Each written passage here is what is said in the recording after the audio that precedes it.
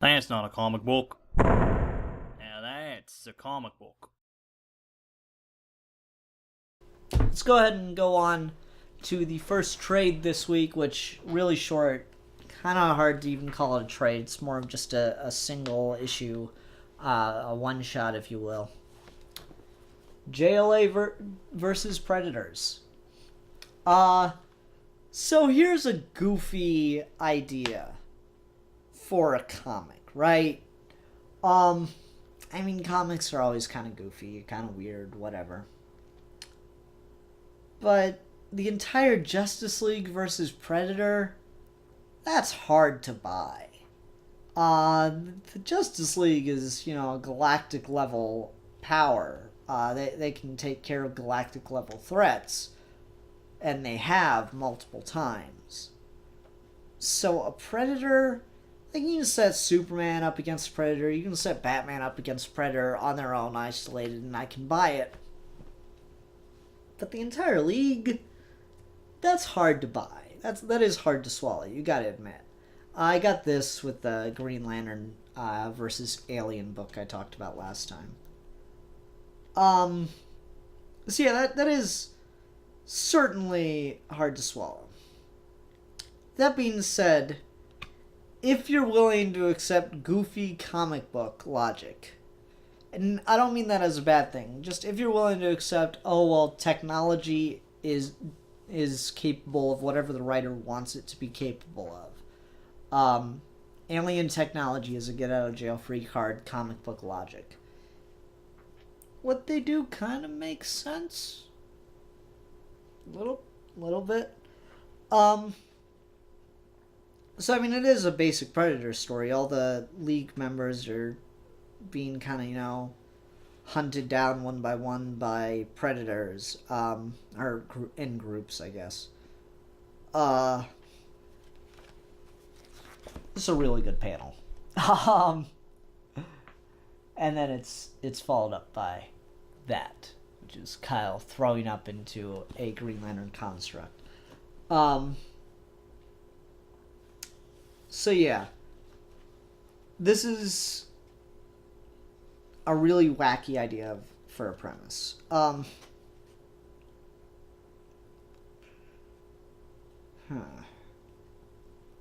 do I explain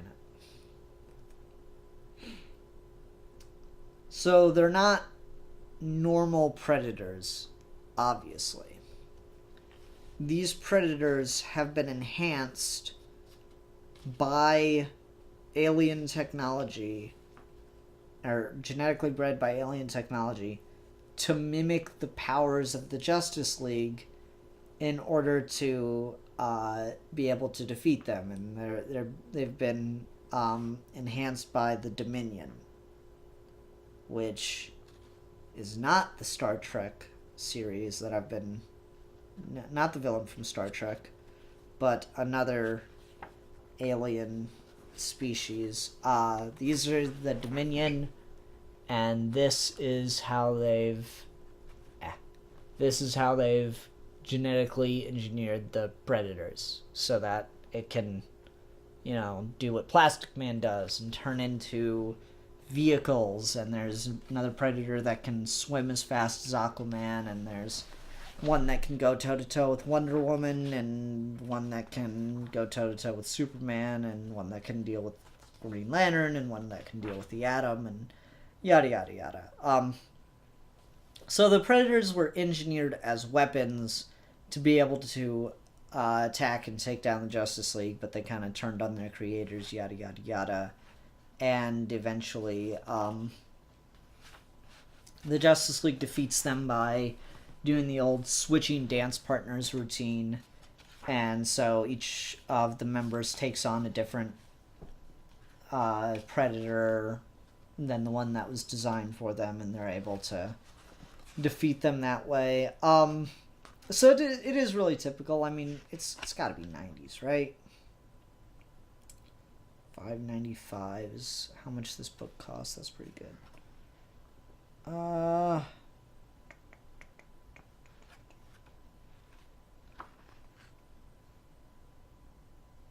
2001. early 2000s, which is basically still the 90s. 2000s comics doesn't really come around until 2004 or 2005.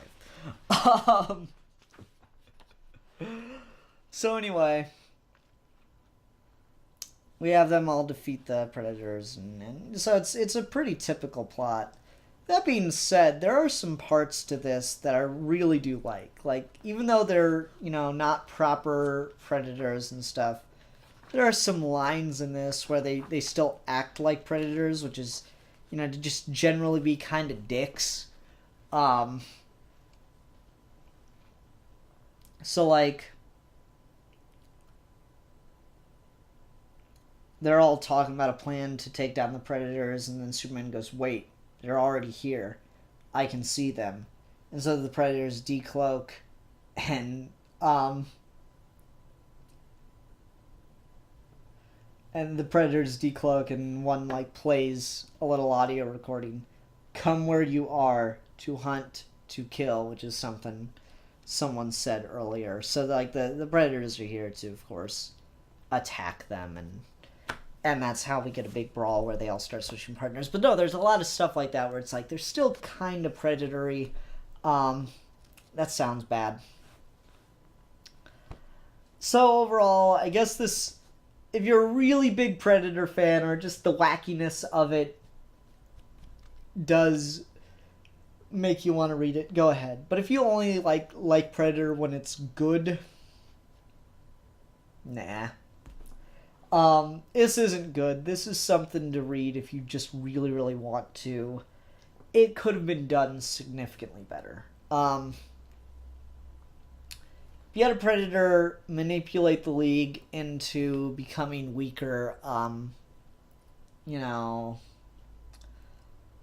somehow found a way to slowly drain Green Lantern's ring, neutralized some of the powers of the different Leaguers, stuff like that. And you had one actual Predator slowly bring them all down. It probably would have been a lot better, more understated book, but I doubt you could do that all in one issue. This gets a lot done in one kind of long issue. I don't know, it's goofy. It's certainly goofy 90s-ness. I mean, it's still got the 90s Justice League, so that tells you a lot. Meh. I enjoyed it. I'm not gonna lie. I did enjoy it for what it is. So take that how you will. So worth your time to pick up. Like I said, if you're a really big Predator fan, you must get your hands on everything Predator. Of course. If you really like kind of, kooky comic book crossovers, sure, why not? But if you want something good, no, don't. Green Lantern Aliens wasn't great, but it was better than this. So yeah. Green Lantern Predator would be a lot better, though. I want a Green Lantern Predator crossover. That's not a comic book. Now that's a comic book.